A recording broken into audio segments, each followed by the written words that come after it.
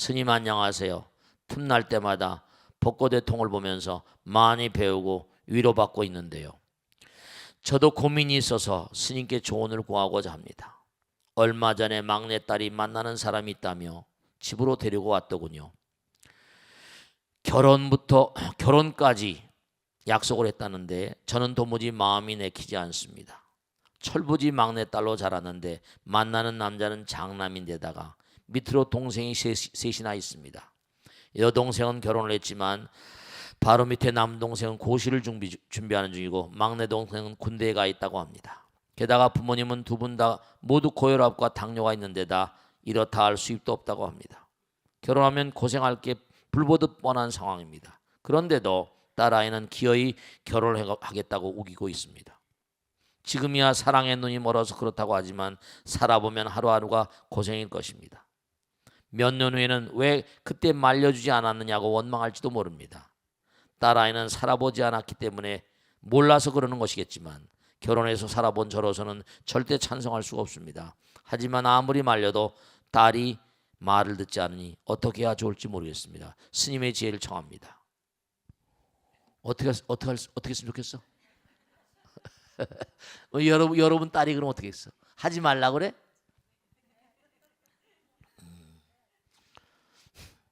얘기를 충분히 했을 거 아니야. 그러니까 뭐냐면 너 말이야.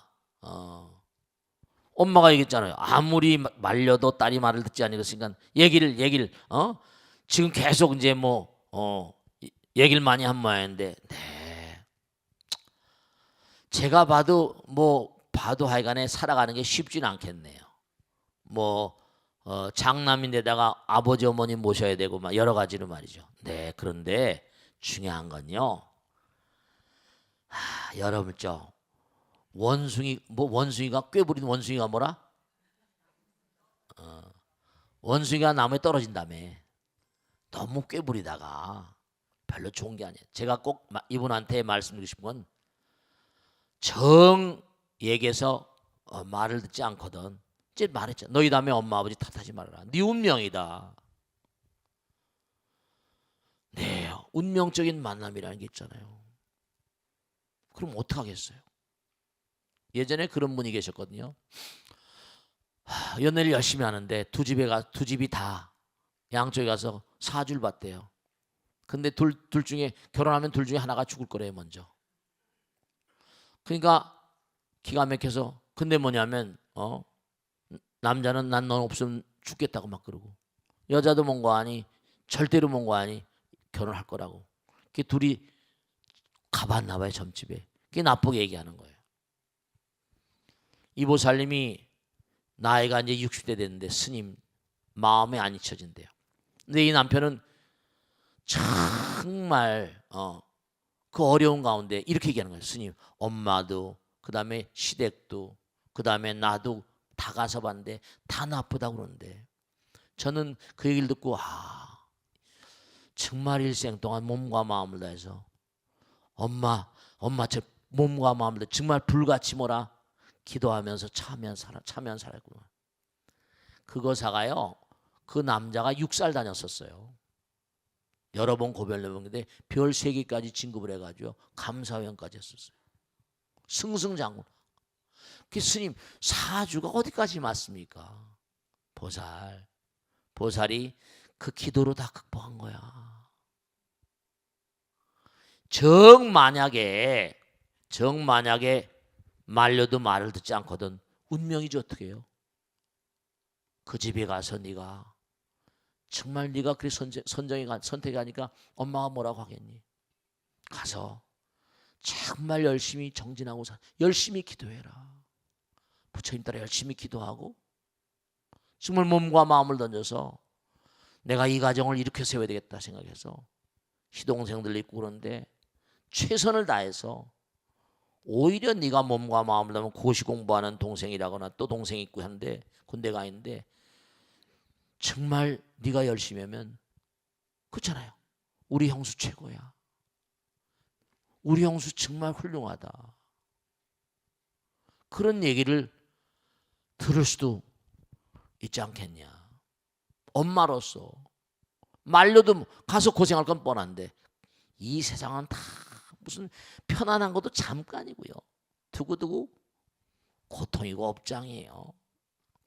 조금 뭐 좋은 집에 가서 여러분 그걸 오히려 어렵고 힘겨운 집 물론 평탄하진 않겠죠. 그러나 잘 사는 집이라거나 뭐 있는 집이라거나 있는 대로 고통이고요. 없으면 또 없는 대로 고통이고요.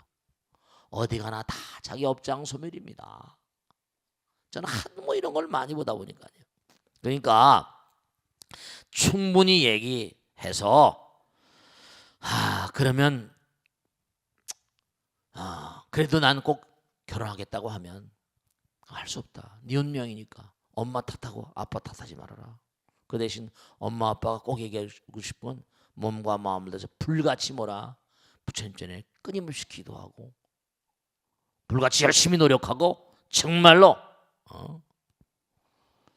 몸과 마음을 다해서 정말 부처님께 간절히 기도하는 그런 삶을 살고 그러면 네 남편도 그렇지 옛날에 바보 온다를 뭐라 바보를 뭐라 장군으로 만드는 뭐라 공주도 있었다는데 그 기록에 보면 항상 바보를 장군님 그렇게 불렀대요.